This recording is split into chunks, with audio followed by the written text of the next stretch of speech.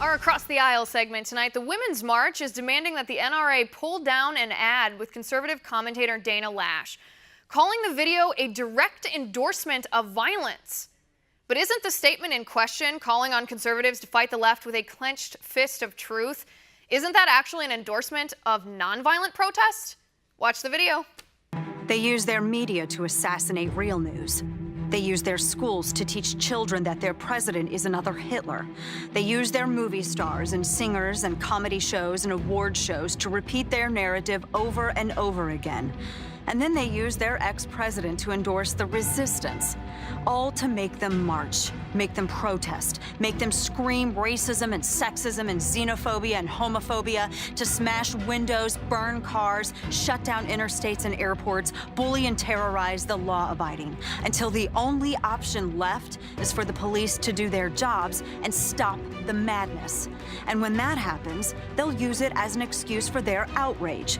The only way we stop this, the only way we save our country and our freedom, is to fight this violence of lies with the clenched fist of truth. With me now, former Georgia State Representative, Democratic strategist LaDawn Jones. LaDawn, happy 4th. Happy Independence Day, Liz. What a great country we live in. We've been talking about this the whole show so far. There is no day that I am prouder to be on television talking about politics, defending the foundational truths of our nation than this day, the 4th of July, Independence Day. But LaDawn, we have to talk about this video. I mean, you've seen all the controversy online here. The Women's March actually called this video, and I'll give it to you that it's a fairly controversial video, but they said it was a direct attack on people of color. My question to you is how? How is it?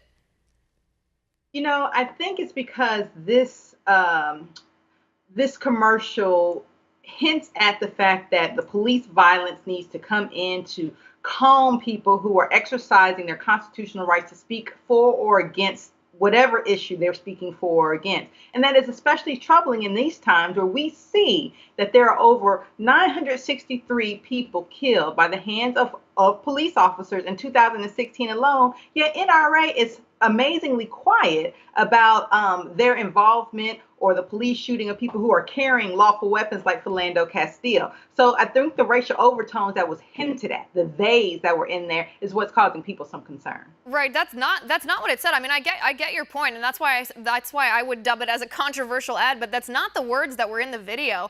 I mean, they were very clearly referring to, and the video footage that they showed over the top of the voiceover was, I believe it was at Berkeley when the Antifa thugs were vandalizing and looting and robbing and breaking glass. I mean, I didn't think that was really a partisan issue. I mean, you as a Democrat, me as a Republican, we both agree that the police should step in and stop violent mobs and riots of people that are vandalizing, burning, and hurting other people. That's separate from the police violence that the Black Lives Matter movement talks about.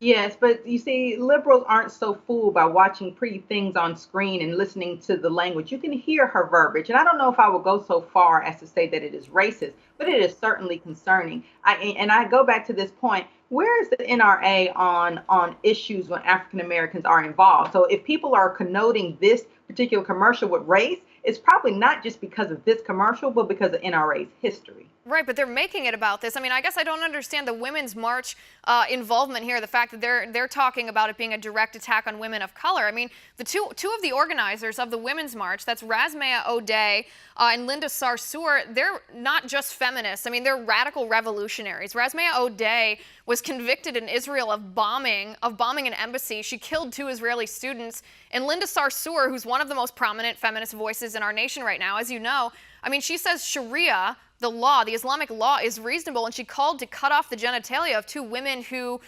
disagreed with her. That's not exactly calling for non-violence, as this ad arguably is.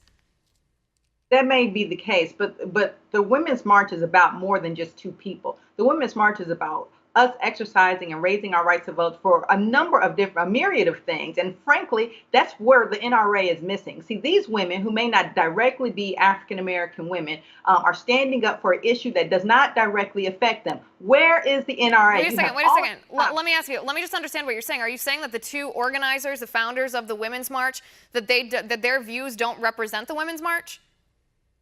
No, I'm saying the exact opposite. That even if their views do not exactly represent who they are as a person, they can actually speak up for issues outside of things that happen in their own home. That's where Republicans Right. No, I get that.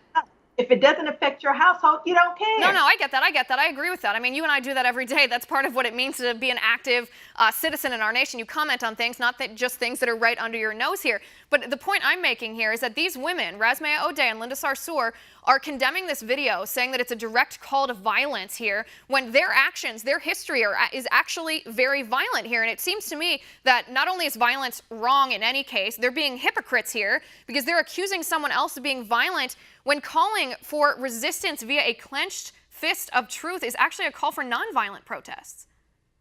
Maybe, but if it is hypocritical, it's no more hypocritical than those conservatives who say they are pro the death penalty but anti-abortion.